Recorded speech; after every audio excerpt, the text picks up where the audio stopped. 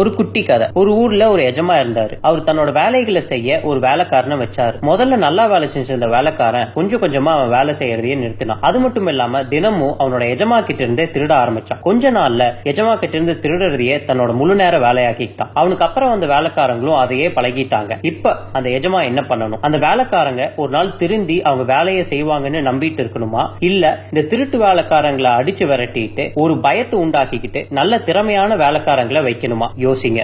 ஜனவரி மாசம். இப்பவே எங்க கோவையில தண்ணீர் இல்ல. சிறுவாணி தண்ணீர் இல்லாதனால அத்திக்கடவு தண்ணீரை தான் இங்க எல்லாத்துக்கும் பிரிச்சு கொடுத்துட்டு இருக்காங்க. அதனால 15 நாட்களுக்கு ஒரு முறை தான் தண்ணீர். பெரிய பஞ்சம், கிரேட் ஃபெமைன் 1876 இருந்து 78 முறைக்கும். அதுக்கு பின்னாடி 140 வருஷத்துக்கு அப்புறம் நம்ம சந்திக்கிற மிகப்பெரிய தண்ணீர் பஞ்சம் இதுதான். இந்த தண்ணீர் பஞ்சத்துக்கு என்னதான் தீர்வு? நான் 20 உபரிநீர் திட்டங்களை பத்தி போன வீடியோல சொல்லி இருந்தேன். அதுல ஒண்ணுதான் அவினாஷி அத்திக்கடவு திட்டம். இந்த திட்டத்துக்கான செலவு 1800 கோடி. கடந்த 5 வருஷத்துல 62,000 கோடி இலவசங்களுக்காக செலவு பண்ண நம்ம மாநில அரசாங்கம் இந்த திட்டத்துக்கு நிதி இல்லைன்னு கைவிரிச்சிட்டாங்க. 2011 மத்தியில் ஆட்சியில் இருந்த காங்கிரஸ் அரசாங்கம் இதுக்கு நிதி உதவி செய்ய மறுத்துட்டாங்க. அதே போல 2014 இருந்து இருக்கிற பிஜேபி அரசாங்கமும் இதுக்கு எந்த விதமான நிதி உதவியும் செய்யல. இதுக்கு முக்கியமான காரணம் நம்ம அரசியல்வாதிகள் தான். இந்த திட்டத்தின் முக்கியத்துவத்தை பாராளுமன்றத்தில் பேசி அழுத்தம் கொடுத்திருக்கணும். அவங்க இதை ஒரு முறை கூட பண்ணல. இல்ல இப்ப நடந்துட்டு இருக்கிற சட்டசபை கூட்டத்திலேயாச்சும் இதை பத்தி விவாதம் செய்யணும். அதுவும் இவங்க செய்ய மாட்டாங்க. இந்த திட்டத்தை நம்ம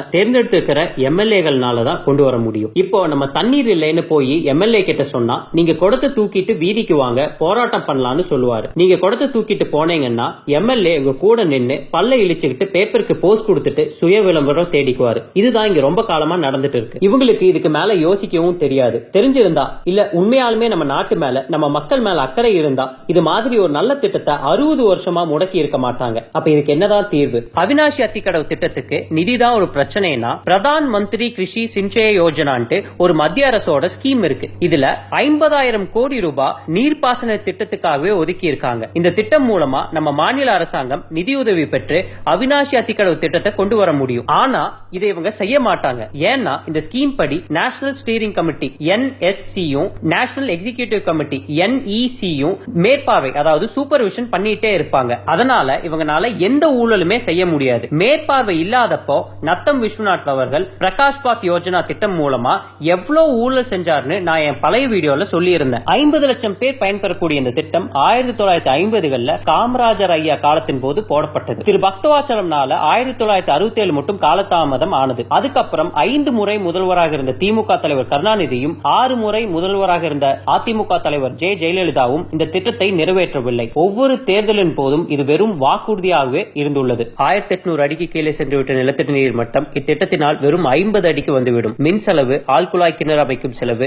மின் மோட்டார், வயர் பைப், ஆட்கள் கூலி என இவை அனைத்து செலவுகளும் விவசாயிக்கும் அரசுக்கும் மீதமாகும். 1.25 TMC தண்ணீர் மட்டுமே இத்திட்டத்துக்கு தேவைப்படுகிறது. பவானி சாகர் அணை கட்டப்பட்ட காலத்திலிருந்து பல ஆயிரம் TMC தண்ணீர் வீணாக கடலில் சென்று கலக்கிறது. இதில் குறிப்பாக 20 முறை குறைந்தபட்சம் 22 TMC முதல் அதிகபட்சமாக 109 TMC வரை தண்ணீர் வெளியேறியுள்ளது. நம்ம விவசாயிகளையும் மக்களையும் வெறும் 200 ரூபாய் 300 ரூபாய்க்கு தேர்தல் அப்ப விலைக்கு வாங்கிடுறாங்க. விடுதலை வாங்கி 70 வருஷம் ஆகியும் நம்ம நாட்டிலேயே நம்ம மண்ணிலேயே நம்ம இன்னும் அடிமையாகவே வாழ்ந்து வரோம். இதுதான் உண்மை. இது கோயம்புத்தூர் மக்களுக்கு மட்டும் இல்ல, தமிழ்நாடு முழுக்க 20 உபரிநீர் திட்டங்கள் கிடப்பில் இருக்கு. இதை கொண்டு வந்தாலே போதும் நம்ம தமிழ்நாடு செழுமையா மாறிடும். நான் சொன்ன குட்டி கதை இப்ப உங்களுக்கு புரிஞ்சிருக்கும்னு நினைக்கிறேன். அந்த எஜமா வேற யாரும் இல்ல, நீங்க தான். அந்த வேலைக்காரங்க நம்ம அரசியல்வாதிகள் தான். இப்ப நீங்க என்ன பண்ண போறீங்க? இந்த அழுக்கு அரசியல்வாதிகள் திருந்துவாங்கன்னு நம்பிட்டு இருக்க போறீங்களா, இல்ல அவங்களை தூக்கி வீசிட்டு படித்த துடிப்பான நேர்மையான இளைஞர்களுக்கு வாய்ப்பு அளிக்க போறீங்களா?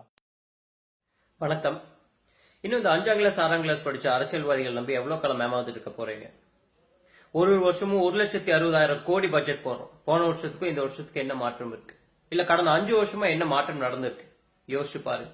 பிறப்புல இருந்து இறப்பு மட்டும் இங்க ஊழல். ஸ்கூல், காலேஜ், ஹாஸ்பிட்டல் எல்லாத்துலயும் ஊழல். இந்தியா விவசாய நாடுன்னு சொல்றீங்க. ஆனா இங்க 1000 ரூபாய்க்கு பழங்கள் வாங்கி 2 நாள் சாப்பிட முடியறது இல்ல.